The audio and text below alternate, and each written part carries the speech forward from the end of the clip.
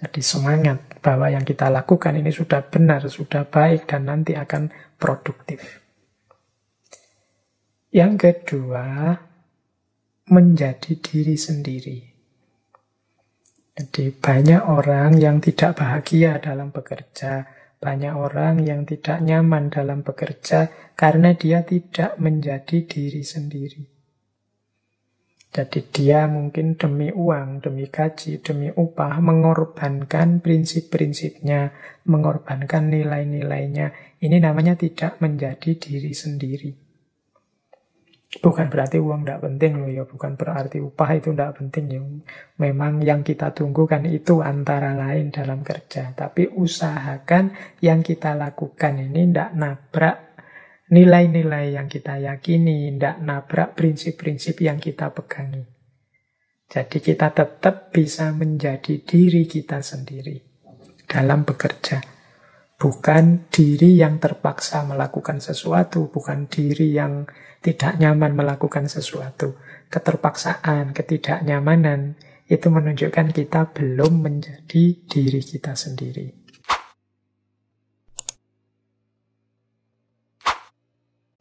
Nah, dalam cermatan saya tentang filosofi-filosofi kerja, khususnya yang berhubungan dengan kedirian atau jati diri kita, ada dua perspektif yang saling berbeda. Yang pertama, perspektif determinisme. Yang kedua, perspektif konstruktivisme. Dua perspektif ini punya pandangan yang berbeda tentang aspek kerja dalam diri manusia. Aliran determinisme ini biasanya lebih fokus pada bakat-bakat.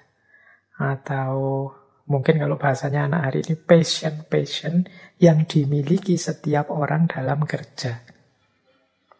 Jadi kan ada orang yang punya pandangan, loh setiap orang itu ada kecenderungan dirinya sendiri. Kecenderungan masing-masing. Misalnya orang melihat saya, oh ya kalau Pak Faiz ya pantas jadi guru, jadi dosen, kelihatannya memang bakatnya ke situ, passionnya di situ. Atau oh kalau sampean ya mungkin bakatnya memang dagang, kalau ngomong enak, kalau promosi bisa membuat orang terlena.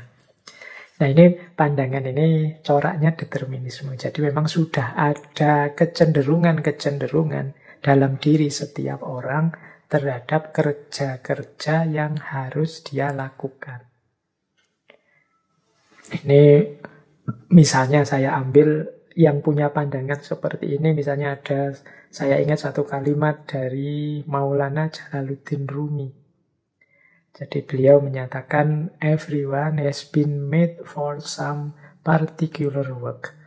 Ini kebetulan saya ngambilnya dari buku berbahasa Inggris. Harusnya lebih pasnya pakai bahasa Arab ya. Ya tidak apa-apa lah ya. And the desire for that work has been put in every heart. Jadi menurut Maulana Rumi, setiap orang itu sudah ditakdirkan untuk satu kerja, satu karya tertentu. Dan keinginan untuk melakukan kerja itu sudah ditanamkan di setiap diri masing-masing orang.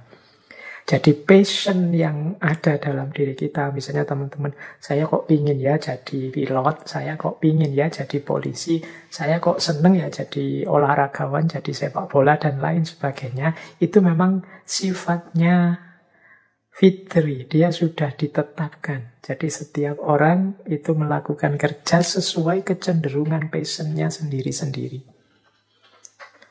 Nah, yang kasihan itu orang yang tidak mampu berjalan mengikuti passionnya ini. Ini kalau bagi orang yang berperspektif determinisme, orang-orang yang kerjanya kok tidak cocok dengan passionnya, ini sulit untuk sukses. Sulit untuk dia berhasil. Ya mungkin jalan, tapi dia tidak nyaman, dia tidak terlalu senang, tidak terlalu suka. Sehingga pada akhirnya tidak memperoleh hasil yang maksimal. Nah, ini yang saya sebut sebagai perspektif determinisme. nanti ada perspektif yang berbeda, bertentangan dengan pandangan determinisme tadi, yaitu konstruktivisme.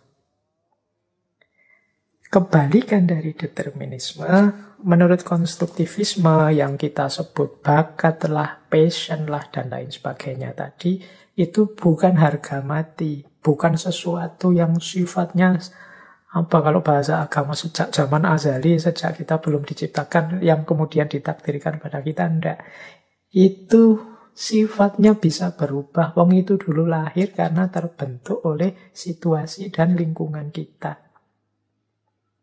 Mengapa kok tadi saya cenderung suka sekali dengan profesi jadi polisi misalnya? Mungkin karena satu waktu kita terpesona melihat seorang polisi, atau kita nonton film polisi-polisi terus kita jadi tertarik. Saya nonton film India yang polisi-polisinya keren-keren misalnya, terus kita wah asik nih kalau jadi polisi kayak di film India tadi misalnya. Terus lahir kesukaan, sehingga secara tidak sadar kita menyesuaikan dengan keinginan kita untuk jadi polisi tadi. Ini persis seperti hukum law of attraction tadi. Jadi kata kelompok konstruktivisme ini bukan takdir atau sesuatu yang harga mati, tapi ini sesuatu yang terbentuk dan bisa dibentuk. Misalnya yang berpikiran seperti ini, saya ambil misalnya gagasan dari Stephen Covey. Ini penulis dari Amerika Serikat yang nulis buku laris sekali yang judulnya The 7 Habits of Highly Effective People. Mungkin teman-teman pernah lihat buku ini ya, terjemahannya juga sudah ada. Nah, menurut Covey misalnya dia bilang, I'm not a product of my circumstances, I am a product of my decision. Aku bukan produk lingkunganku, jadi aku ini tidak hanya produk lingkunganku, tapi hakikatnya aku ini produk dari keputusan-keputusanku. Jadi, ya karena aku memutuskan ingin jadi polisi, aku akan berjuang untuk jadi polisi. Tapi kalau aku mau ganti keputusan juga bisa kok. Itu bukan harga mati. Bisa dibentuk, bisa diatur, bisa ditata. Wong manusia itu tergantung bagaimana dia membiasakan dirinya, bagaimana dia membiasakan hidupnya.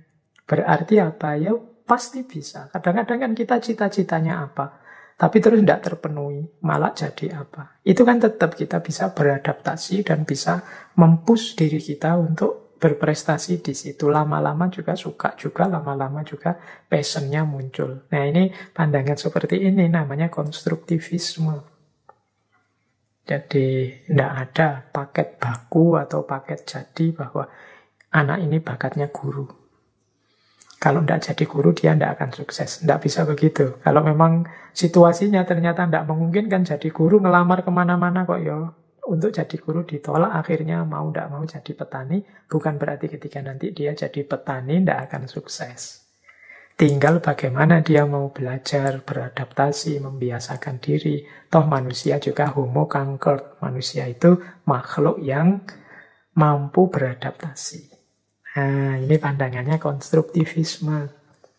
Saya tidak tahu teman-teman lebih suka versi mana. Kalau teman-teman lebih suka kalimat, ya setiap orang ada bakatnya masing-masing. Berarti kita alirannya determinisme. Kalau konstruktivisme, kalau kita suka dengan pernyataan misalnya setiap orang itu punya potensi untuk jadi apa saja asal dia mau dan siap berjuang. Itu alirannya konstruktivisme. Kadang juga ada yang menyebutnya kalau itu namanya behaviorisme, Pak. Ya wis monggo saja, tapi pemahamannya seperti itu. Jadi ini dua filosofi. Di filosofi yang pertama, manusia itu sudah ada kecenderungan utamanya. Di filosofi yang kedua, manusia itu tergantung pembiasaan bagaimana dia membentuk dirinya. Baik, kita lanjutkan. Nah, selain isu tentang dua filosofi tentang kerja tadi, ada lagi isu tentang nama-nama. Ini teman-teman boleh merujuk. Dulu pernah kita membahas, kalau tidak salah ini di tema Konfusianisme. Jadi ada filosofi Zhengming, filosofi tentang penegaan nama-nama. Ini nanti ada hubungannya dengan kerja. Jadi kata filosofi ini, setiap realitas itu punya nama atau identitas. Jika nama itu digunakan secara tidak benar atau campur aduk, kita akan mendapatkan kekacauan dalam segala hal. Ini saya lanjutkan ya, dasarnya Konfusius. Jadi Konfusius itu menyatakan, biarkanlah penguasa adalah penguasa, menteri adalah menteri, bapak adalah bapak, dan anak adalah anak. Maksudnya prinsip penegaan nama ini adalah setiap orang hendaknya menjalankan peran sesuai status yang disandangnya. Jadi kita itu sebagai apa sekarang, saat ini, atau di sini. Sementara kalau di sana, kita itu sebagai apa. Ini yang disebut nama-nama. Jadi teorinya namanya rectification of behavior. Pentingnya penegaan perilaku. Kalau orang tidak sadar nama-nama, kehidupan ini kacau. Jadi penegaan nama-nama itu teman-teman, yang mahasiswa, ya berperilakulah seperti mahasiswa. Jalankan tugas-tugas sebagai mahasiswa. Yang orang tua, tunjukkan, wujudkan perilaku sebagai orang tua yang baik. Yang pemimpin juga begitu, yang menteri juga begitu, pedagang juga begitu, petani juga begitu. Disitulah nanti lahir hidup yang nyaman, hidup yang tertib. Nah, tapi kalau orang tidak peduli ini, itu nanti bisa kacau balau. Jadi, hari ini kan sering orang ngomong, ini sebenarnya awam loh, tapi gayanya kayak ulama, kayak ustadz. Oh ini sebenarnya rakyat, tapi ngalang-ngalai presiden. Cara dia ngomong, cara dia berperilaku misalnya. Oh ini dia sebenarnya cuma anggota, tapi gayanya kayak ketua. Oh ini kan kalimat-kalimat ini, ketika memang dalam kenyataan ada yang seperti itu, menunjukkan kacaunya nama-nama. Jadi orang tidak sadar status, posisi, dan peran yang dituntut dari posisinya itu. Kalau orang tidak sadar atau lupa peran yang harus dia mainkan, ya tentu saja ceritanya jadi kacau balau. Kayak kalau film atau drama itu loh, yang harusnya castingnya jadi antagonis, kok malah tidak mau, saya harus protagonis. Itu kan filmnya jadi kacau. Nah, hidup dalam nama-nama itu juga begitu. Jadi demi tertib sosial, tertib politik, kita harus sadar status, identitas, kedudukan kita. Disitulah nanti kita menjalankan sesuai fungsi kita yang sebenarnya. Nah, kerja juga begitu. Berarti kalau kita bekerja, ya kita harus jelas benar status kita apa dan apa yang harus kita lakukan dengan status kerja kita. Kalau dalam organisasi, teori organisasi hari ini kan ada istilah wewenang dan tanggung jawab. Posisiku itu apa, wewenangku apa, tanggung jawabku apa. Sehingga aku harus melakukan ini. Nah, jadi ini namanya Zhengming, penegaan nama-nama. Yuk kita harus sadar misalnya, oh saya ini anggota, tidak bisa membuat kebijakan. Paling tinggi yang bisa saya lakukan usul. Sehingga nanti kalau sudah disepakati baru oleh pimpinan, kemudian jadi kebijakan baru itu bisa jalan. Nah, ini namanya sadar posisi. Oh saya ini posisinya bendahara yang diurusi aspek keuangannya. Kalau urusan sosialnya sudah ada bagian yang lain. Ya ini kesadaran nama-nama namanya. Kita dalam kerja juga begitu. Pertanggungjawaban kita dituntut sesuai posisi, kedudukan, atau nama-nama kita. Jadi ini filosofi selanjutnya. Setelah tadi kita kenal filosofi determinisme dan konstruktivisme, sekarang kita ketemu dengan filosofi Zhengming yang Saya ambil dari Konfusianisme. Pentingnya orang sadar posisi, pentingnya orang ngerti statusnya, pentingnya orang ngerti wewenang dan tanggung jawabnya. Sehingga kerja yang dia lakukan akhirnya tepat guna. Tidak melenceng kemana-mana, tidak muncul kekacauan-kekacauan. Baik, kita lanjutkan ya. Sekarang kita masuk ke aspek karakter. Jadi, kerja apapun yang kita lakukan itu tentu saja memerlukan dukungan karakter yang cocok, yang pas. Ini sebenarnya luas sekali dukungan karakter ini, tapi kita coba ya. Ini saya menampilkan beberapa karakter kerja yang sifatnya tidak hanya produktif, tapi juga membahagiakan kita.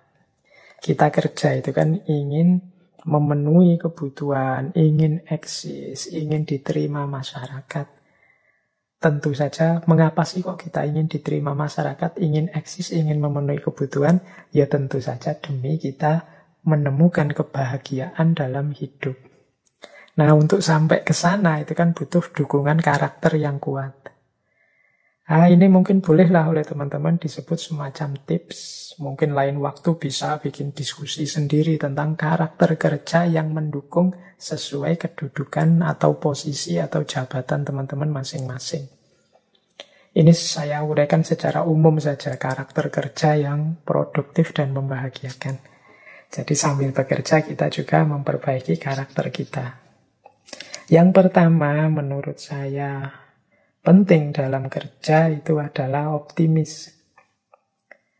Jadi semangat bahwa yang saya lakukan ini akan berhasil, akan sukses. Mungkin banyak halangannya, tapi insya Allah akan ada hasilnya, ada wujudnya, ada manfaatnya. Ini namanya optimis. Jangan pesimis. Orang bekerja kok pesimis, itu ya pasti dia tidak memberikan sepenuhnya kemampuannya, dia tidak mengerahkan sepenuhnya kapasitasnya. Wong dia sejak awal sudah pesimis.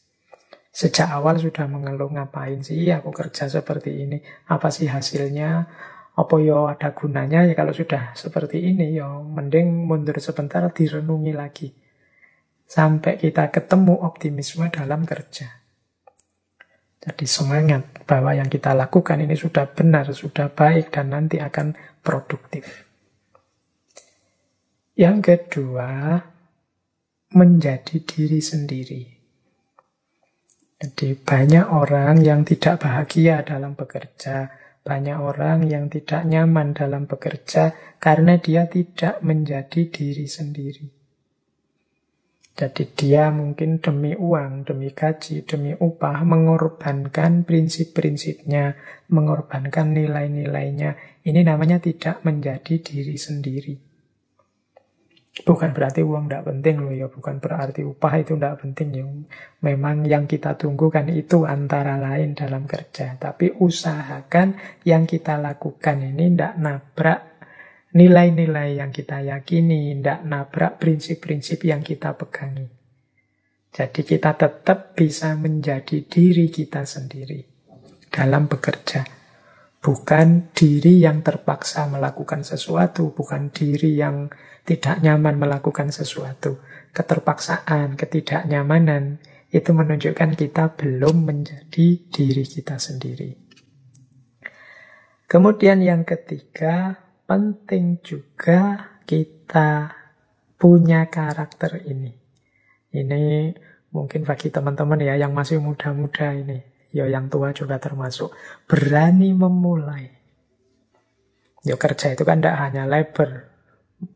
Menjadi pegawai atau buruhnya orang. Tapi kan yang lebih utama yang work tadi, berkarya. Halangan paling besar ketika seseorang akan berkarya itu biasanya keberanian untuk memulai. Mikir terus, pertimbangan-pertimbangan terus. Akhirnya tidak melangkah-melangkah. Mau melangkah selangkah, mikir. Ini nanti kalau ada halangan gini gimana? Kalau begitu gimana? Kalau ada masalah ini gimana kan? Ya wis akhirnya tidak jalan-jalan. Tidak ada keberanian untuk memulai. Jadi berani ini penting teman-teman. Makanya dalam agama itu syaja'ah atau keberanian itu termasuk akhlak yang mahmudah. Banyak orang yang tahu persis mana baik, mana benar, mana utama, mana yang tidak utama, dan lain sebagainya. Cuma tidak banyak orang yang mau mengaktualkannya, berani menjalankannya segera. Jadi pertimbangannya macam-macam dulu sebelum menjalankan atau melakukan sesuatu. Nah, maka yuk dimulai, berani. Ini sebenarnya baik, Pak. Ini sebenarnya prospek, Pak. Tapi kalau begini, kalau begitu, terus biasanya terus tidak jalan-jalan. Ayo berani saja. Ada resiko, ya. Apa sih di dunia ini yang tidak ada resikonya? Apa sih di dunia ini yang sudah perfect, tinggal jalan saja? Kan tidak ada. Selalu ada, butuh perjuangan, butuh keringat, butuh jatuh bangun, apapun itu. Maka beranilah untuk memulai. Dan insya Allah apapun yang kita lakukan, apakah nanti memenuhi target-target yang kita pancangkan atau tidak, pasti ada manfaatnya, pasti ada gunanya, pasti ada hikmahnya. Maka jangan ragu-ragu untuk memulai. Kalau itu memang sesuatu yang jelas baik, jelas benar. Dan sesuatu yang memang kita inginkan selama ini, kita idealkan. Oke, itu yang ketiga ya. Jadi kalau kerja yang kita lakukan itu dengan karakter optimis, menjadi diri kita sendiri dan kita berani memulai, insya Allah menyenangkan kerja ini. Kemudian yang keempat, kalau tadi butuh keberanian, yang keempat ini penting juga, kebijaksanaan. Ada dua hal di titik kita yang menurut saya penting bijaksana apa? Kebijaksanaan untuk mengakhiri dan menerima hasil. Kalau ini butuh kebijaksanaan, butuh kalkulasi-kalkulasi. Berani memulai penting, tapi ada kalanya juga kita harus paham, oh saatnya berhenti. Nah ini butuh kebijaksanaan. Saatnya saya terima saja hasilnya memang seperti ini. Jadi menerima hasil itu kan kebijaksanaan. Jadi hidup ini kan ndak kok mono atau linier saja lurus, saya sudah gerak maju pak maju terus ya. Kalau kepentok memang ndak bisa maju lagi, harus sadar, oh memang saatnya harus diakhiri. Saatnya saya terima hasilnya apapun, ternyata ini batas kemampuan saya. Mengakhiri bukan berarti menyerah, mungkin belajar lagi, mungkin diperbaiki lagi untuk kemudian berjalan kembali. Jadi berani memulai dan kebijaksanaan dalam mengakhiri. Oke, ini yang keempat. Yang kelima, kerja itu membahagiakan kalau kita pinter mengelola waktu. Jangan sampai waktunya terlalu panjang, sehingga yang harusnya sesuatu itu menggembirakan, jadinya tidak menggembirakan. Misalnya, kuliah, harusnya sih bisa lulus 4 tahun. Saya mampu lulus 4 tahun misalnya. Tapi kok terus kita terlena, tidak pinter memanfaatkan waktu, tidak pinter manajemen waktunya, akhirnya sampai semester 12, 13, 14 baru mau lulus. Meskipun nilainya cum laude, tapi kan waktu yang panjang itu mengurangi kenikmatan, kebahagiaan, kepuasan kita. Atau terburu-buru. Nah, sehingga hasilnya tidak maksimal. Ini baik terburu-buru atau terlalu lambat. Itu namanya tidak menghargai waktu. Kita harus pinter ngatur waktu. Karena kalau waktunya pas, cocok, sesuai, itu bahagia kita, nyaman bekerjanya. Tidak dikejar-kejar, tapi juga tidak kemudian terlena, akhirnya malah tidak produktif. Yang keenam, pekerjaan itu akan membahagiakan kalau tidak hanya sesuai target, tapi juga membawa manfaat dan maslahat. Membawa guna, membawa keuntungan. Tidak hanya sesuatu yang menghasilkan. Jadi Kan ada kalanya kita melakukan sesuatu, memproduk sesuatu, hasil sih, tapi kok terus tidak ada gunanya. Tidak ada manfaatnya, tidak ada maslahatnya. Kita misalnya nulis, sudah capek-capek nulis karena kita nulisnya ternyata mungkin tema yang tidak terlalu urgent atau sudah terlalu banyak orang nulis tentang itu misalnya, sehingga tulisan kita jadi. Mungkin kita puas, tapi manfaat dan maslahatnya jadinya kurang. Nah ini kan bukan berarti salah, tapi terus bahagianya kita kurang, puasnya jadi kurang. Maka nilai kerja yang menghasilkan manfaat dan maslahat besar, itu akan lebih membahagiakan. Ya, pinter-pinter kita membaca situasi sehingga buah dari kinerja kita membawa manfaat dan maslahat. Tidak hanya sekedar berhasil. Dan yang terakhir, karakter kerja yang produktif, yang membahagiakan, itu adalah yang ada situasi yang lebih baik.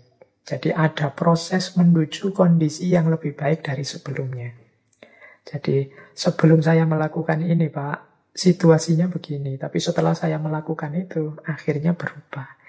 Sebelum saya melakukan ini, orang-orang di sini itu Pak, musuhan semua. Tapi setelah saya ajak musyawarah, saya ajak rundingan, sekarang pada rukun, mau gotong royong. Ini kan ada situasi lebih baik.